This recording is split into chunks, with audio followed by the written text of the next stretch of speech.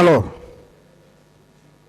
monsieur mon capitaine, moi, même si vous faites des manquements à mon égard, j'ai un objectif. Hein? Mon objectif, c'est effectivement prouver que vous êtes complice dans ce qui s'est passé. C'est ça mon objectif. Et c'est réel. Êtes-vous prêt à confronter le général Mathurin Bangoura? Puisqu'il est vivant, il est là. Êtes-vous prêt? Vous avez fini? Oui. D'abord, ce n'est pas à vous de décider.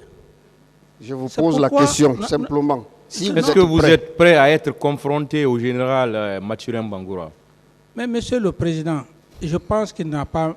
il dit que le général Mathurin Bangoura était en mission, qu'il est rentré, qu'il a eu des informations. Ça, vous avez dit que vous ne répondez voilà, pas. Dit que Est-ce qu'il veut savoir, M. Camara? Vous aviez déjà dit que vous ne répondez pas à cette question. À moins que vous ne vouliez la répondre.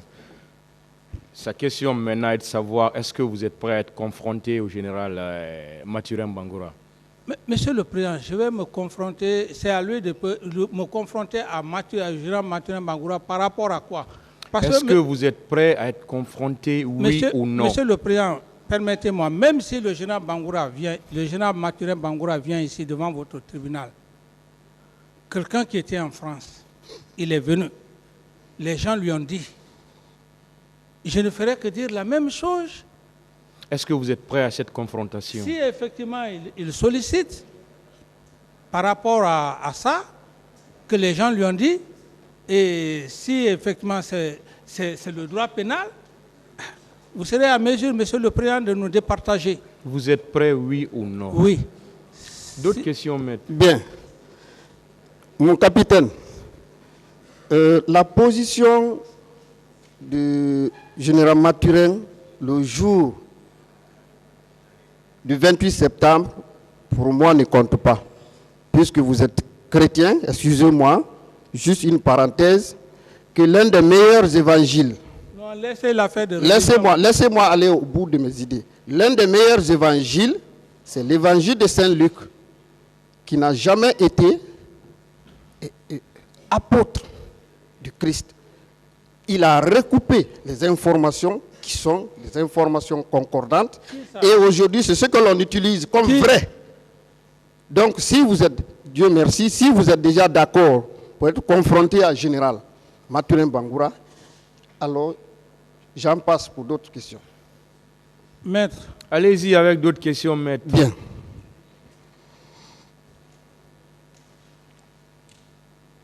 Monsieur mon capitaine, vous avez eu à parler effectivement que Aboubakar Diakité, alias Toumba, alors a été le maître d'œuvre pour le massacre au stade du 28 septembre. Alors, vous n'êtes pas le seul à le dire, à l'avoir affirmé. Il y a beaucoup de témoins. Parmi les témoins, nous allons prendre quelques témoins des officiers. Nous avons capitaine Sori Kondé, gendarme de son état, dans son procès verbal de déposition du 17 septembre 2014, à la page 2. Il dit ceci: possédant des moyens de communication, permettez-moi,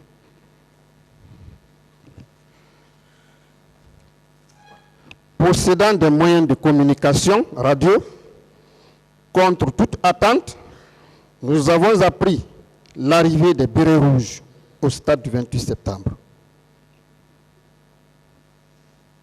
Est-ce que cela est vrai? Après toutes les informations qui ont été recoupées. Mais si les bérets rouges sont ceux qui sont partis au stade, si ce qui s'est dit là-bas, ça n'engage que ceux qui sont partis là-bas. Si les bérets rouges sont partis là-bas, est-ce que leur rôle était là-bas? C'est leur rôle Donc, moi, je ne fais pas des affirmations qui ne vont pas porter fruit. Bien, il poursuit. Il dit, lorsque nous sommes arrivés, nous avons constaté qu'il y avait des tirs de sommation partout. En général, lorsqu'il y a maintien d'ordre, il faut laisser une issue de secours pour les manifestants. Malheureusement, ce n'était pas le cas pour les bérets rouges. Les gens escaladaient les toits, les clôtures et la tribune du stade annexe pour atteindre le commissariat du stade, où après l'effondrement du toit, certains manifestants sont tombés. Les plus grands marchaient sur les plus petits, chose que j'ai déplorée. Oui, maître, vous posez une question. Qu'en dites-vous par rapport à ça? Oui, maître, vous posez une question. Les bérets rouges, parce que vous avez parlé de Toumba, c'est à Toumba que vous devrez lui poser cette question. Ce n'est pas à moi. Moi, je ne suis pas allé au stade. Cette question, ça ne me concerne nullement pas. Si Sori Kone avait dit que j'étais en complicité avec lui, là, d'accord. Mais tout ce que vous dites là, vous ne faites que contourner autour du pot. Toumba est dans le box des accusés. Vous avez dit son nom. Demandez-le. La prochaine fois, il est parti au stade. Par rapport aux déclarations de Sori Kone, peut-être que vous aurez la bonne réponse. Bien. Il poursuit, page numéro 3, sur la question « Quel est le corps qui a débuté les tirs ?» M. Sori Kone répond « En toute franchise, ce sont les bérets rouges que nous avons trouvés sur place et qui ont envahi le stade et qui tiraient dans tous les sens. » Okay, Qu'en dites-vous? Oui, c'est très clair. Vous-même, vous avez répondu à mes soucis. Vous avez parlé de Toumba. Vous avez dit qu'il est parti au stade. Sori Kone a décrit que les bérets rouges ont tiré. Est-ce que c'est le capitaine Dadis qui a tiré au stade? Est-ce que c'est le capitaine Dadis qui a envoyé Toumba et ses éléments au stade? Non. Ce n'est pas le capitaine Moussa Dadis Camara. Toumba a franchi combien de barrières? Plus de 7 barrières pour quitter au camp Al-Faya. Posez-lui la question, maître. S'il y a eu des tirs, effectivement, comme vous le dites, Sori ne peut pas mentir. Donc tout ce qui s'est passé au stade, essayez de voir Toumba, comment il va se défendre. Mais moi, je ne suis pas là pour le défendre. Bien. Une autre question lui a été posée à la page numéro 4. Est-ce que vous confirmez à votre retour au stade, il y avait des bérets rouges qui tiraient les coups de feu? M. Sori Kone répond, je le confirme bel et bien. Ces bérets rouges étaient commandés par le lieutenant Toumba, de son vrai nom, Aboubakar Sidiki Diakité. C'est aussi clair. Merci d'ailleurs pour la précision. Merci, maître, pour la précision. Bien. En plus, il répond à une question. En plus du lieutenant Toumba, il y avait son adjudant Begré, qui est déjà mort. Je n'ai pas pu identifier les autres. Mais comme c'est une unité constituée, on peut toujours retrouver la liste à travers les chefs. Donc, non, ce sont des affirmations incontestables que moi je ne peux pas infirmer.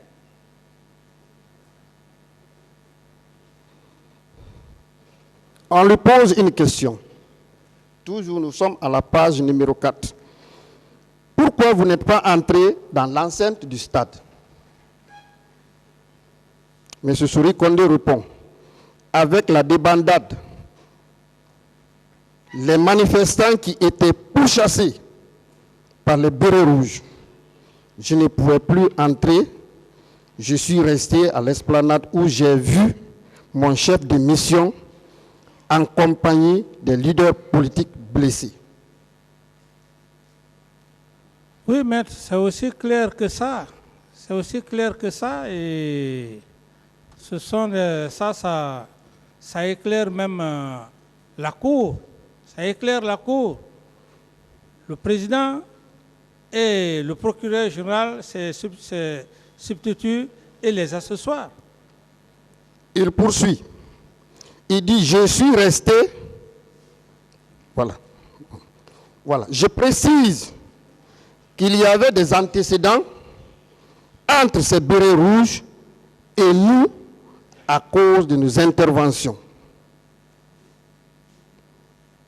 Cela rejoint l'une de mes questions de rivalité autour de vous que vous avez eu à entretenir jusqu'à ce qui est arrivé est arrivé. Qu'en dites-vous? Oui, maître, voilà, si vous m'accusez gratuitement comme ça, je ne peux que garder la sagesse de vous répondre. Et cette rivalité, pour un homme normal, vous ne pouvez pas entretenir une rivalité entre les hommes qui ont les armes. Et si j'entretenais cette rivalité, le jour où les hommes du colonel Teguro et les hommes de Toumba ont voulu s'accrocher au camp Al-Faya, ce jour, je me suis sacrifié, je suis sorti même en culotte. Alors, si c'était dans le souci de les entretenir, est-ce que je serais sorti pour aller calmer la situation? Donc, ce que vous dites, maître, c'est aussi, vous avez tout à fait raison, parce que votre raison ici, vous accusez, il y a des termes aussi que je peux accepter. Quand vous dites que comme j'entretiens, c'est votre devoir. Donc, je ne vais pas me fâcher pour ça, il faut que je garde ma sagesse. C'est votre métier aussi. Voilà, ce que vous dites, c'est réel, maître.